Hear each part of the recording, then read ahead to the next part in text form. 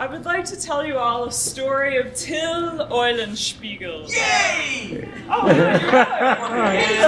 good. Most people who encounter him are not so thrilled that they have done so. I just like the stories. It's Darian. He is a 15th century Germany traveling trickster. And everywhere he goes, people who've had jokes played on them wish they would never have seen him. In this particular story, he's been to a lot of different places. He's done a lot of different jobs. And this time he takes a job as a baker. So Till ends up in the baker's part of town in Brunswick.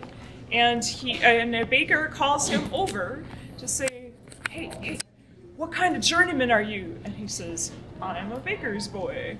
And the baker says, would you like a job? Would you like to come and work for me? Till's a little short on funds right now, so he says yes. And a couple of days after they've been working together, the baker tells Till, you'll have to do all the baking in the evening yourself. I won't be able to help you till morning. And Till says, what should I bake? Now, the baker was usually sort of a playful sort, but this time he started to get really irritated and he said, you're a baker's boy, and you're asking me what you should bake.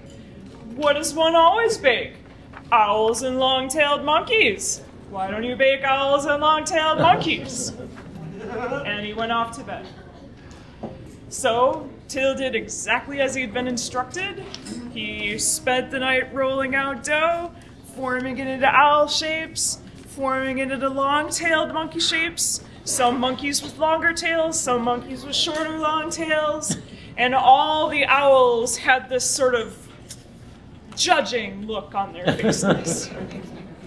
And he bakes, and he bakes, and he bakes, until every bit of dough in the entire baking room has been used up, and all the wood has been burned up in the oven, baking all this bread. The baker gets up in the morning, ready to help, and he gets to the baking room and sees Till with giant piles of owls and long-tailed monkeys and says, what have you been doing all this time? And Till says, I'm just doing exactly what you told me, baking owls and long-tailed monkeys, just like you said. So the baker is very irritated with him at this point, and he sees none of the things he expected. He says, I'm not seeing any breakfast bread, I'm not seeing any wheat bread, just a whole bunch of piles of stupid-looking owls and long-tailed monkeys. What do I do with all this foolish stuff? This bread is useless to me, there's no way I can turn this into money. So he grabs Till by the neck and he says, you have to pay me for my dough! And Till says, well, if I have to pay you for all this dough, I should at least get the goods that have been made from it. And the baker says, what do I care? I can't do anything with all these stupid creatures. They're not going to do my business any good. And he kicks Till out with a basket full of his stupid-looking owls and long-tailed monkeys and says, be off with you. So Till wonders what he's going to do with the giant basket full of owls and long-tailed monkeys, and he thinks to himself about this saying that he's heard many times about the city of Brunswick. It goes a little something like this. Man kann nicht so Blödes in Brunswick bringen, dass man es nicht verkaufen kann. You can't bring anything so silly to Brunswick that you couldn't sell it.